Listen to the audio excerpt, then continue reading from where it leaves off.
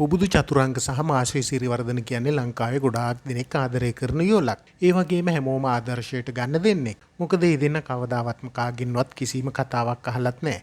කොයිම වෙලාවකවත් එයාලා ගැන සමාජ මාධ්‍ය තුලවත් ගොසිප් එකක්වත් පළ වෙලා නැහැ. ඒ දෙන්න හරිම ආදරණීය යෝලක්.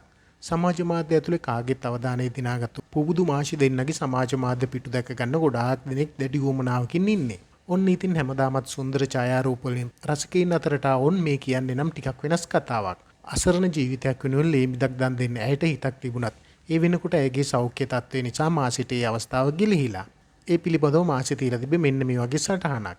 ලේ බින්දුවක් දන් දෙන්න මං කොච්චර ආසාවෙන් ගියත් හැම පාරකම වගේ මේ පාරත් මගේ ප්‍රෙෂර් ලෝ කියලා රිජෙක්ට් වුණා.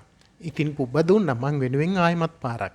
එයාගේ නම් ප්‍රෙෂර් වෙරි ගුඩ් කියලා කිව්වා. මං හිතන්නේ මාත් එක්කනේ ඉන්නේ. ඒකයි ඒක හොඳ වෙන්න හේතුව. මට විතරද මෙහෙම වෙන්නේ. එහෙම තමයි මාශ්‍රී සිරිවර්ධන තමන්ගේ මුහුණු පොතට එකතු කරලා තිබ්බ සටහන් නිමා කරලා තිබ්බේ.